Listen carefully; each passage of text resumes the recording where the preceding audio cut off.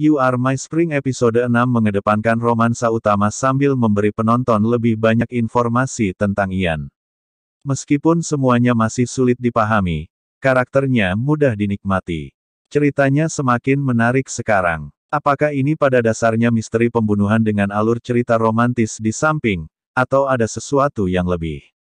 Saat itu salju turun. Yang Do pergi mengunjungi Kang Da-jong.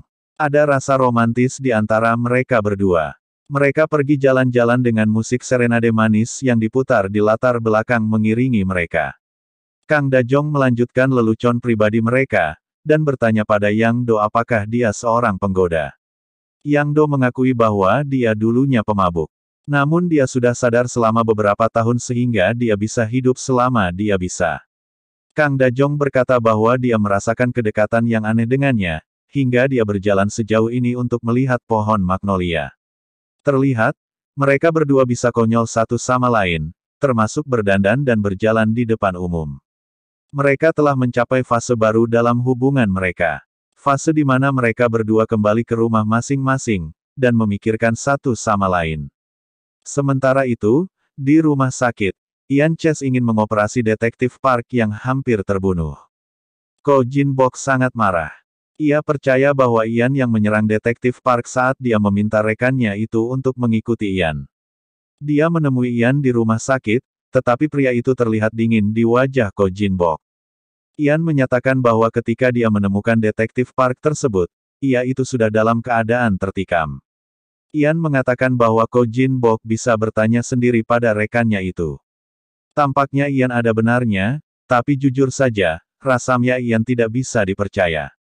Episode 6 kembali ke saat detektif Park ditikam.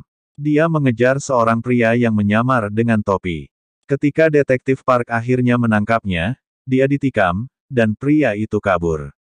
Dan kemudian, Ian Chase muncul untuk membantu detektif Park. Ko Jin-bok melihat rekaman CCTV untuk menemukan pria misterius yang menyerang rekannya. Sementara itu, Ahn Ga-yong merasakan tekanan dari pacarnya, yang gigih dan lengket. Jadi dia meminta bantuan Kang Da-jong untuk membantunya pergi dari hotel. Saat mereka mengemudi, Kang Da-jong menjadi sedikit kesal, tapi Ahn Ga-yong menyuruhnya mengantarnya kemana saja sehingga dia bisa menghindari pasangan barunya.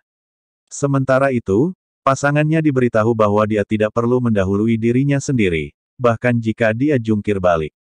Mitra baru Ahn Ga-yong mengunjungi Yang Do, dan mengatakan kepadanya bahwa dia tidak akan tahu apa yang harus dilakukan jika Ahn Ga-yong putus dengannya. Ahn Ga-yong memutuskan dia ingin bersembunyi di tempat Kang Da-jong selama beberapa hari, dan Kang Da-jong tidak senang karenanya. Hal itu jelas canggung, karena romansa yang berkembang antara Kang Da-jong dan Yang Do. Saat Kang Da-jong kembali ke rumah, Ahn Ga-yong masih ada di sana. Kang Da-jong mencoba untuk diam agar dia tidak membangunkannya. Ketika dia menuju keluar, dia bertemu Yang Do. Yang Do bertanya apakah Kang Da-jong ingin minum. Dia mengundang Kang Da-jong ke kantornya untuk minum teh hijau. Mereka berdua menghabiskan lebih banyak waktu bersama, dan itu pertanda apa yang akan datang. Mereka menjadi kurang penasaran dan lebih nyaman dengan kehadiran satu sama lain. Kang Da-jong akhirnya tertidur di kantor Yang Do secara tidak sengaja. Untungnya besok adalah hari Sabtu. Namun karena panik, Kang Da-jong dengan cepat pergi. Di hari berikutnya, Yang Do mengunjungi detektif Park di rumah sakit, dan menjelaskan bahwa dia menderita PTSD. Dia mengatakan kepada detektif Park untuk menghubungi setiap kali perlu bantuan atau dukungan.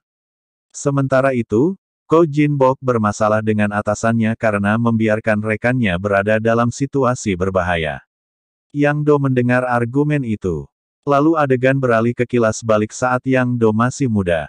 Saudaranya Yong Jae ada di rumah sakit dan membutuhkan transplantasi organ. Orang tuanya berdebat apakah Yang Do harus menawarkan organnya. Jelas ada tema dalam seri ini, semua pemeran memiliki masa kecil yang traumatis. Sementara itu, saat Ian berjalan-jalan, dia mengingat pembunuhan pada tanggal 13 Maret tahun 2003. Dia menceritakan bahwa ia membunuh Kim Myong-ja. Dia kemudian menceritakan bahwa dia membunuh Lee Jong-beom bertahun-tahun kemudian karena Lee Jong-beom tahu terlalu banyak tentang dia. Dan kemudian, Pada tahun 2020, dia mengaku membunuh Cho Gwang-hun. Saat ini, Ian Chess masuk ke kafe dan bertanya pada Kang Da-jong mengapa dia ada di sana. Kang Da-jong menjelaskan bahwa ia mengikuti jejak, dan ternyata berakhir dengan dia. Dia bertanya apakah Choi Jong-min berencana untuk menyakitinya saat mereka duduk untuk minum. Kang Da-jong ingat bahwa Choi Jong-min adalah pria dia berhati hangat. Mengenai pembunuhan, sulit untuk memahami kebenaran dari kenyataan.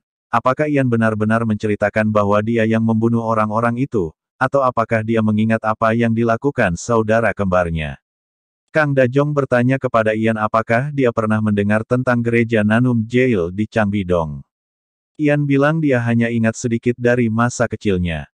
Kang Da-jong mengaku merasa tidak nyaman berada di dekatnya, jadi dia meminta maaf atas ketidaknyamanan ini dan pergi. Ketika Ian kembali, dia sedang memperhatikan gereja yang sama yang disebutkan Kang Da-jong. Dan kemudian, kilas balik menunjukkan bagaimana salah satu dari si kembar dikirim ke Amerika. Tampaknya ada kenangan traumatis yang tertanam dalam ingatan Ian. Kemudian terungkap bahwa Ian mungkin ada di sana pada hari Choi Jong-min bunuh diri, tetapi tidak jelas apakah ini adalah rekayasa mimpi. Ada banyak pendapat bahwa masa kecil si kembar merusak. Di akhir episode, Kang Da-jong membangunkan Ian dari mimpinya saat dia tertidur di lantai. Dia bangun dengan panik dan mulai mencekik Kang Da-jong.